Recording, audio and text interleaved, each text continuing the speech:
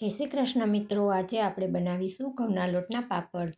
તો આ વિડીયોમાં હું તમને ખીચું બનાવવાનું પાણી મૂકવાથી લઈને આ પાપડ શેકવા સુધીની બધી જ ટિપ્સ આ વિડીયોમાં હું તમને કહીશ. તો વિડીયોને એન્ડ સુધી જોતા રહેજો.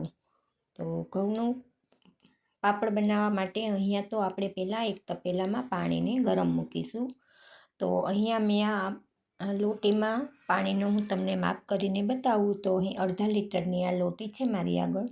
તો આપણે 2 લોટી અહીંયા જલ કરીશું, મતલબ પાણી. તો અહીંયા 1 લીટર મેં પાણી લીધું છે. અને જો તમારી પાસે આ ન હોય ને, તો જો આ રીતે વાટકો હોય ને, તો કોઈ પણ એક વાટકાનું તપેલીનું તમે માપ સેટ કરી શકો છો. તો હવે ગેસની ફ્લેમ ચાલુ કરી અને હાઈ ફ્લેમ ઉપર આપણે એને ઉકળવા દઈશું. પાણી આપણું ઉકળે છે ને ત્યાં સુધીમાં આપણે લોટને ચાળી લઈએ. તો જો આવો મેંદાનો હવાલો હોય ને, એનાથી આપણે લોટને ચાળી લેવાનો, જેથી લોટ આપણો ઝીણો નીકળે. જો એમાં હું કોઈ બીજો લોટ ભેળવતી નથી.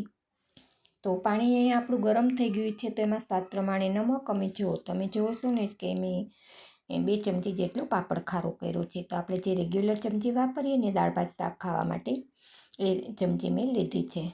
તો પાણીને હવે થોડુંક આપણે ખુલ્લું રહેવા દેવાનું, જેથી એ ઉભરાઈને બહાર ના આવે. કેમ કે પાપડ ખાર કર્યા પછી પાણી એ ઉભરાઈને બહાર નીકળી જતું હોય છે. તો તમે જોઈ શકો છો કે પાણી મારું કેટલું બળી ગયું. જો તપેલીમાં આકા દેખાય છે ને, તો પાણી આપણું એકદમ સરસ પાકી ગયું છે. તો હવે એને આપણે નીચે ઉતારી લેવાનું. અને નીચે ઉતાર્યા પછી આપણે 2 મિનિટ માટે એને વરાળ નીકળવા દેવાની, જેથી કરીને આપણે લોટ કર્યા પછી એ તરત જ લોટમાં છે ને ગાંઠા પડી જતા હોય છે, એ નહીં પડે. તો આપણે કોઈ પણ લાકડી કે વેલણથી આપણે એક જ દિશામાં, એક જ ડાયરેક્શનમાં એને ફેરવવાનું, જેથી કરીને લોટના બધા ગાંઠાઓ હોય છે ને એ ભાંગી જશે અને લોટ તમારો એકદમ ચીકણો થઈ જશે. જેથી કરીને પાપડ વણવામાં ફાટશે પણ નહીં અને સરસ ફૂલીને દળાટ થશે. તો જો આ એ જ વાટકાથી મેં લોટ લીધો છે, જે વાટકાથી મેં પાણી તમને બતાવ્યું હતું. તો મારે અહીંયા 2 વાટકા જેટલા લોટની જરૂર પડી છે. તો 4 વાટકા પાણી લીધું ને, એની સામે અહીંયા 2 વાટકા જેટલો લોટ વપરાયો છે. તો લોટ તમારે ઘઉં ઉપર ડિપેન્ડ કરતો હોય છે, એટલે થોડો ઘણો ઓછો આમ તેમ થઈ શકે, પણ વધારે ન થાય એટલું, 1 ચમચી જેટલું જ થાય. પણ જો વધારે કઠણ થાય ને, તો શું તમારે કરવાનું કે પાણી અહીંયા ઉપરથી કરવાનું, પણ ગરમ, ઠંડુ નહીં, જેથી કરીને પાપડ ફાટશે નહીં. જો ઠંડુ કરશો ને તો પાપડ સુકાયા પછી ફાટશે, પહેલાં તો તમને ખબર નહીં પડે. તો હવે આ ખીચુંને આપણે કોઈ પણ કાણાવાળા વાસણમાં બફાવા માટે મૂકી દેવાનું. તો જો હું આ રીતે બાફા મૂકું છું. જો કપડું તમે પાથરો ને તો કલર ન જાય ને એવું કપડું પાથરવાનું, બને ત્યાં સુધી તો વ્હાઈટ જ વાપરવાનું. તો હવે જો અહીંયા તમે જુઓ, મેં ઉપરથી નેપકિન રાખ્યું છે. તો આ જે તપેલું આપણે ઉપર ઢાંકીએ છીએ ને, એ તપેલામાં વરાળ થશે. તો એ વરાળનું પાણી છે ને એ ખીચુંમાં પડવું ન જોઈએ. જો ખીચુંમાં પડશે ને તો પણ તમારા પાપડ ફાટી જશે. એટલે આ વાતનું ધ્યાન રાખવું, તમારે કોઈ પણ કપડું ઢાંકી દેવાનું, જેથી વરાળને એ શોષી લે. તો 10 મિનિટ માટે મેં આને થવા દીધું છે. તો 10 મિનિટ પછી આપણે જોઈ લઈએ તો ખીચી આપણી બફાઈ ગઈ છે. તો જો ખીચુંનો કલર ચેન્જ થઈ ગયો છે, મતલબ ખીચી આપણી બફાઈ ગઈ છે. અને થોડીક ઢીલી પણ થઈ જાય બફાઈને એટલે. તો હવે નીચે ઉતારી લેવાની. આપણે એક કડાઈમાં તેલથી ગ્રીસ કરી લેવાની અને પછી એમાં આપણે ખીચું કરી દેવાનું. તો જો આ ખીચું આપણું ગરમ જ છે. તો આટલું ગરમ હોય ને ત્યારે જ આપણે એને મસળવાનું, પણ હાથ તો આપણે અડશે નહીં. તો આપણે શું કરવાનું કે જો આ રીતનું એક જબલું, કોઈ પણ કોથળીમાં આપણે નેપકિન કે કોઈ પણ કપડું રાખી, આપણા હાથ ન દાજે ને એ રીતે આપણે એને જબલા ઉપર તેલ કરી અને ખૂબ જ એને મસળવાનું, જેથી કરીને આમાં ઉપર જે કોપટી પડી હોય ને એ, અને કોઈ પણ ઝીણા ઝીણા લમ્સ થયા હોય ને, એ બધા જ્યારે ગરમ ખીચું હોય ને ત્યારે એ મસળશું ને તો એ ભાંગી જશે. તો તમારી એકદમ લમ્સ ફ્રી ખીચી તૈયાર થશે. તો ખીચું હજુ મારું ગરમ જ છે. જો હું હાથ બરાબર અડાડી નથી શકતી અને મસળાઈ તો ગયું છે. તો હવે આપણે એને સુકાય નહીં ને એટલા માટે ફરી આપણે જો આ એક કોથળીમાં એને ભરી દેવાનું, જેથી કરીને ખીચું આપણું ઠરે પણ નહીં અને સરસ સુકાય નહીં અને સરસ કૂણું કૂણું રહે અને પાપડ સરસ આપણે વણવામાં મજા આવે.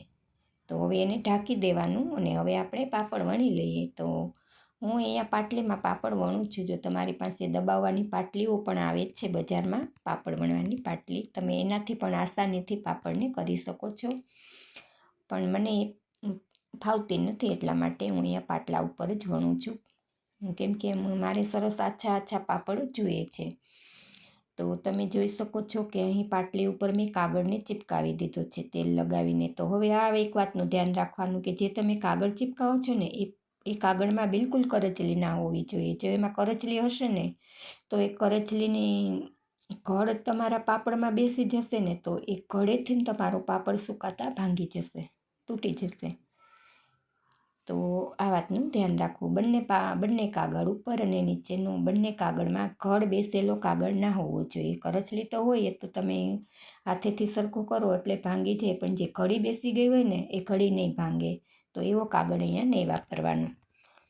તો હવે આપણે જેમ રોટલી વણીએ ને એમ નહીં વણવાનું. આપણે રોટલીમાં તો આપણે વચ્ચે વેલણ ફેરવીએ એટલે રોટલી ફરતી જતી હોય છે, પણ અહીંયા આપણે જુઓ સાઈડમાં હું વેલણને ફેરવતી જાઉં છું અને પાપડ આપણો મોટો થતો જાય છે ને પાપડ સરસ કોરે અને એક સરખો પાતળો થઈ જાય છે. તો આ જ રીતે હું બધા પાપડને વણી લઈશ અને ફરી હું તમને સુકાઈને એટલે બતાવીશ. તો પાપડ મારા અહીંયા વણાઈ ગયા છે અને જુઓ હવે સુકાઈ પણ ગયા છે. તો આને મેં 3 કલાક થઈ છે મેં સૂકવાને ને. તો તમે જોઈ શકો છો ને કે બે પાપડની વચ્ચે કેટલો ગેપ રહ્યો છે, જગ્યા છે ને. પાપડ આપણા મતલબ સુકાઈ ગયા છે અને સંકોચાઈ ગયા છે. જેટલો પાપડ તમારો વધારે સંકોચાશે ને એટલો જ પાપડ તમારો સરસ ફૂલીને મોટો થશે શેકશો ને ત્યારે. તો હજી આને મારે સૂકવવા દેવા પડશે. તો તમારે જો તડકાની સગવડ હોય ને તો તડકામાં તમારે 2 કલાકમાં જ પાપડ સુકાઈ જતા હોય છે, પણ મારે અહીંયા સગવડ નથી, મેં પંખે જ સૂકવા છે.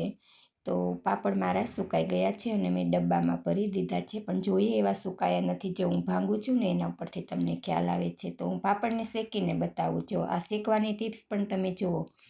એક ચીપિયામાં પાપડ આપણે લેવાનો અને આપણે સાઈડને તરત જ પલટવાની છે. જુઓ સ્પીડમાં પલટવાની છે સાઈડને.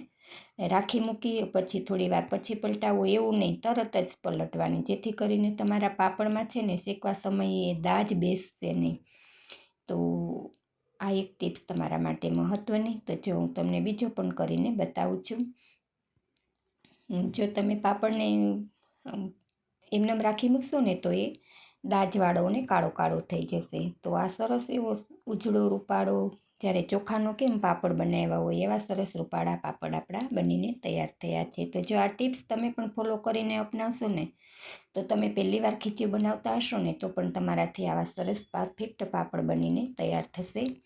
તો જો મારી રેસીપી તમને ગમી હોય તો એક લાઇક આપી વધારેમાં વધારે ગ્રુપમાં શેર કરજો. ચેનલ પર નવા છો તો ચેનલને સબસ્ક્રાઈબ કરી બેલ આઇકન પ્રેસ કરી ઓલ પર ક્લિક કરી લેજો. ફરી મળીશું એક નવી રેસીપીમાં. ત્યાં સુધી આપ સર્વને મારા જય શ્રી કૃષ્ણ.